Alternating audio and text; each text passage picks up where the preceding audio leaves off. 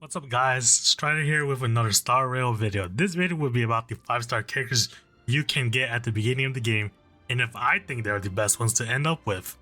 The 5-star character will be compared to their 4-star compatriots, as most 4-stars that have the same role tends to also have a very similar kit.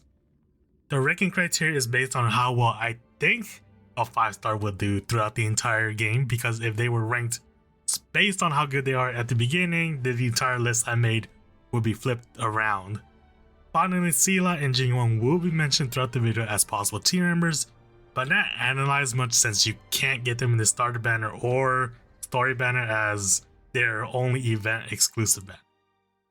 Now let's begin. Lawful Cloud Knight Lieutenant Yanqing.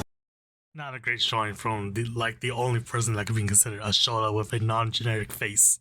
Sorry Shoda cons, but this doesn't mean he's bad. In fact, his damage numbers would say otherwise. Yanqing's overall single target damage is second only to RYLADT, who has a busted kit and the best element in the game when it comes to dealing damage to enemies. Most of Yanqing's damage comes from his own kit, as his kit is filled with a ton of strong buffs that increases his damage.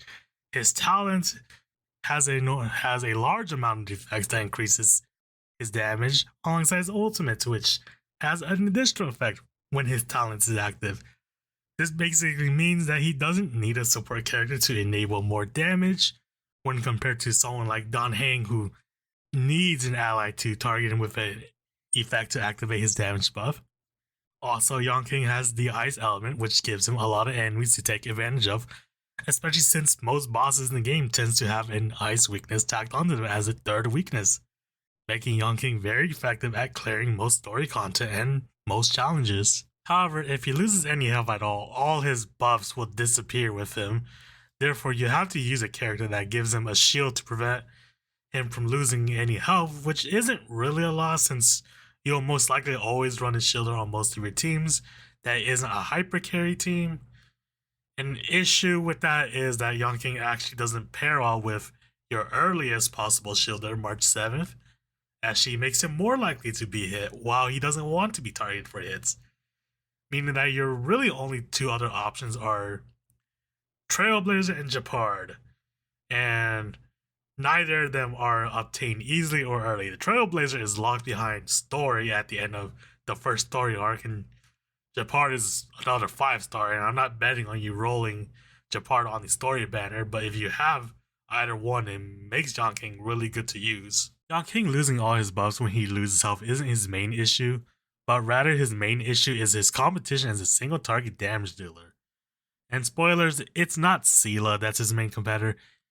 Yanqing's main competitor is Yanqing of all people, one of the free units you get at the start of the game. Here's a damage chart on Pridwin.gg which shows single target damage calcs, and at Eidolon 0, Yanqing actually deals slightly more damage than Yanqing. Then if Yanqing were at Eidolon level 2, the difference is even larger. Not only that, but as a 4-star, it's easier to improve Yanqing's Eidolon level to hit these numbers, whereas Yanqing will most likely be stuck at Eidolon level 0. The one advantage of Yanqing over Yanqing is that it's easier to manage Yanqing's kit, since it's preventing damage versus timings, but when you know the timings, you can keep up Yanqing's burst damage, whereas Yanqing has to still deal with luck of being hit or having his shield be broken.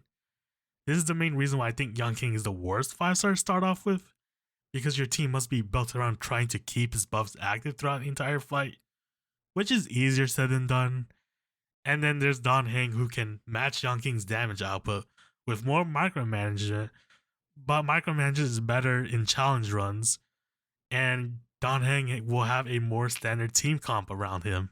And finally, for everyone who clings onto the ice element advantage, yes, Yanqing is a better damage dealer with it because he has a larger selection of enemies to attack with it.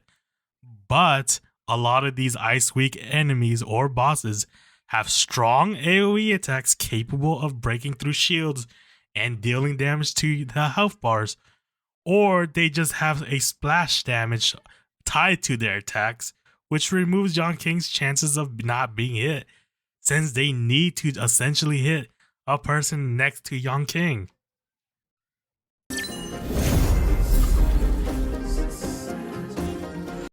Clara is the hardest 5-star unit to rank in the game, as her rank can change from either 6 to 2nd based on how you feel when you use her. But I'm ranking her at 6 because of how wildly different her playstyle is from the rest of the cast.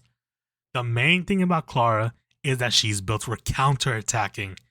This means that she needs enemies to hit her for her to deal a lot of damage. This also means that her damage is RNG, because with needing enemies to attack her, you need some ways to increase the likelihood of being attacked, which her kit is actually able to do. Getting Clara makes team building very weird, as most supports that you would normally use doesn't synergize well with Clara, since they tend to have ways to increase the number of attacks that your team is able to make per turn. Since Clara wants the enemies to move more often her to attack her specifically, this means that shielders do not pair well with Clara as well, since they tend to have a taunt-like ability in their kits that take away hits from Clara, with the exception being March 7th, whose taunt is tied to a targetable shield. And running a second damage dealer doesn't make too much sense because Clara has the highest AoE damage in the game and high single target damage, so you want your support's damage increases to be on her anyway, resulting in lower damage from your second damage dealer. This is why Clara is honestly this low for me. It's because team building wise, Clara is really limited, with really only a few team members being recommended to her, and her kit being counterattacking makes gameplay sometimes unappealing to use for some people. But honestly, if you roll Clara, you shouldn't be using her on your team, because what kind of sick monster do you have to be to watch a precious girl be a constant and cry like, what the hell is wrong with you? Like...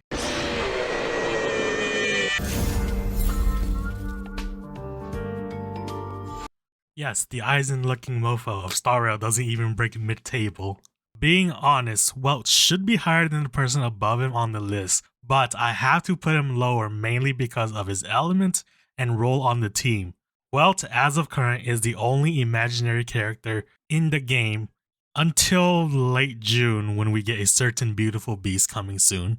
Welch's main role is an offensive support debuffer with a focus on slowing down the enemy's speed, allowing for your team to attack multiple times before the enemy can attack. Not only that, but Welch is an amazing breaker because his skill is a bounce type skill, meaning that it can hit multiple targets with individual attacks or one target multiple times with individual attacks. Welch being the only imaginary element character would normally be a massive plus in favor of having him, but it ends up only being a small advantage since the number of enemies weak to imaginary is relatively low, being something like 4 bosses and 4 types of encounterable enemies. Then 2 of those 4 bosses are story bosses, meaning you can't fight these bosses outside of challenges. This means that Welch's great breaker damage doesn't come into play that often, and as a result you could drop him in favor of Pella, another offensive support debuffer. Pella has a lot of defense reduction, which is similar to Welch's damage amp, and she has the ice element, meaning that she can freeze characters, which can basically do the same thing as slowing enemies. However, the main takeaway is that Pella is more likely to always be helpful because the ice element means that she will at the very least be doing some form of break bar damage, while Welch without the break is really just providing slows, and until you break the enemy's break bar, the slows doesn't like exponentially increase. Despite the pros and cons, the main reason why I have Welch on the lower side of the list is because of the limitations on the total number of team members. Having only 4 slots means that not every unique role can be used, and 2 of the 4 team slots are taken by your single target DPS or AoE DPS and a healer. And you're most likely running a Path of Preservation character because they are the tanks and create shields for the team, meaning that there's only 1 slot left, and that last slot isn't a free slot for Welch. Welch needs the battle that you're going to be going into to have a weakness to imaginary element for Welch's role as a breaker to come into play and outshine the other characters vying for the last slot. And even if he does have the breaker role enabled, a Path of Harmony character such as Qing could provide more damage than Welch by buffing your damage dealer's DPS by an amount that probably can't be made up by the number of extra attacks Welch enables. I am Himeko, the navigator. Welcome to the Astral Express. The Express doesn't have a clear destination, because every passenger's destination is unique.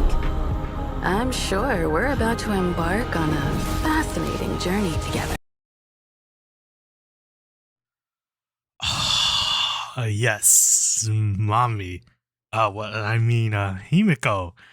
The character that everyone wants to get just makes it to the middle of her twin packs. What?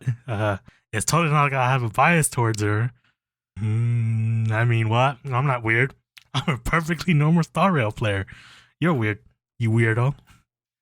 Being serious now, the main thing about Himeko for me, besides her assets, is that Himeko is the most consistent AoE damage dealer. To clarify, I mean that Himeko is really the only path of erudition character that isn't reliant upon a specific part of their kit to really deal damage. Herta needs her talent to activate constantly for her to output more damage. However, for Herta to keep up with the rest of your units, you have to invest so much into her that honestly it becomes a waste of resources spent when everyone else can do something better than Herta, especially after the first equilibrium level up, where even farming Calyx's Herta is worse than other units. Qingque is reliant upon RNGs to deal effective damage since you're essentially rolling another gacha to match 4 pieces. Serval is reliant on firing her ultimate constantly to deal damage, which, keep in mind, her ultimate does more damage than most of the AoE damage dealers in the game. And finally, Jing Yuan surprisingly has good damage throughout his kit, but the Lightning Lord is where most of his damage comes from, and when fully stacked, that thing does so much more damage than the rest of his kit that it creates an imbalance in his kit. The con of Himeko is that her damage, though consistent, isn't so high that you should always be considering her for the damage dealer role. Her damage drops off significantly when the fight is a single entity fight, which is most of the boss battles, and for Himeko to deal more damage, you have to invest in her traces to increase her damage. But every character will eventually have the traces leveled up anyway, so that's not a big problem, unless there's another character you would rather want to use and has better damage than her. But with every path or erudition character being reliant upon a part of their kit, having one character who is more well-rounded with their kit is easier to work around, and as a damage dealer, she doesn't fight with other characters for team slots, so Himeko is either your damage dealer for 3+ enemy encounters or not in consideration during team selection. This is why I put her above WELT. Sure, always being in consideration for team selection speaks volumes for how good you are as a character, but having a specific situation such as farming daily nodes makes Himeko more likely to be used just as often, if not even more than WELT.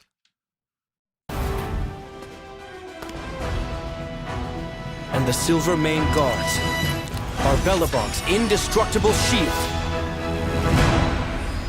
This walking shield is the best healer in the game without any form of healing in his kit. What do you mean he has healing in his kit?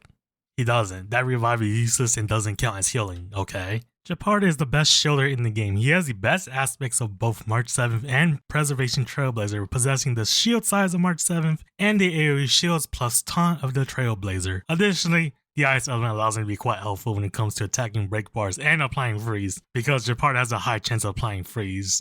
For some reason, just because MiHoYo wanted him to have a 65% chance at base to freeze enemies with his skill. Fist of Frozen Steel should be his nickname at this point.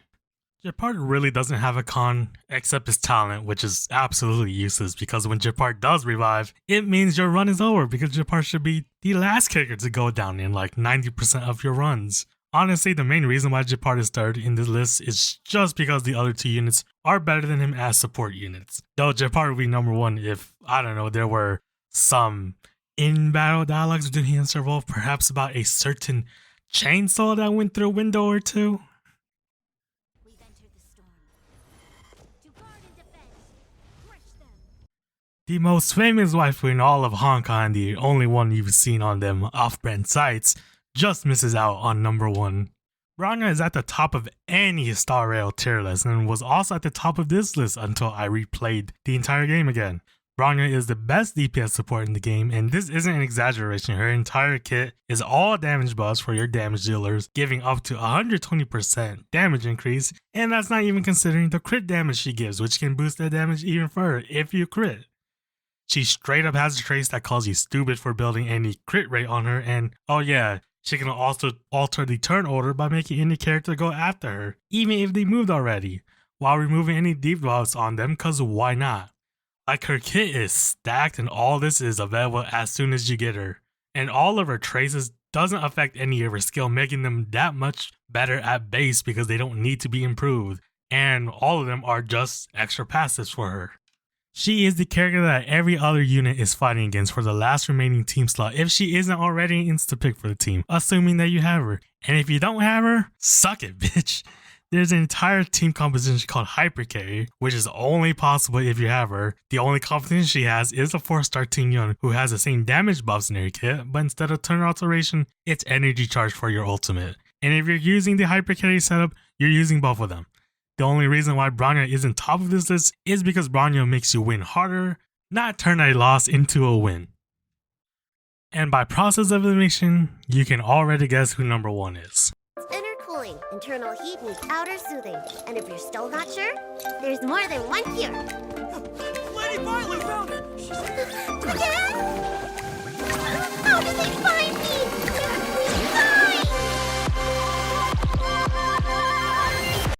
Yes, Bayou is my pick for the best 5-star you can get on the starter banner. Totally not because I ended up with her and like 15 copies of Natasha, so I had obligations to put healers at the top of the list. Totally not that.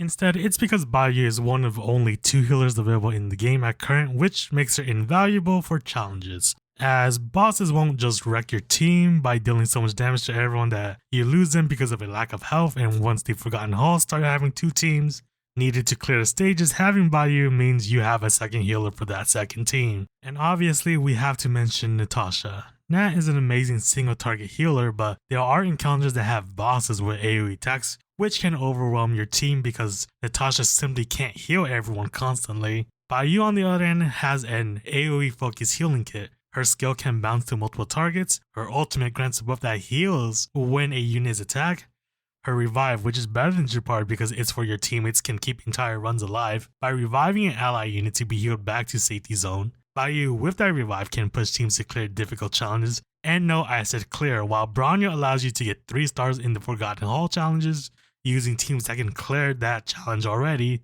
She can't do the same with teams who can't clear those challenges. This is why Bayou is the best 5-star in my opinion. She is needed for the hardest content in the game, and as a healer, she'll always have a guaranteed spot on the team, being against only one other character who she is definitely better than. And really, Bayou's only con is that she lacks a debuff removal as part of her kit, but if she had that, it would be an AoE debuff removal, which would be too broken at that point.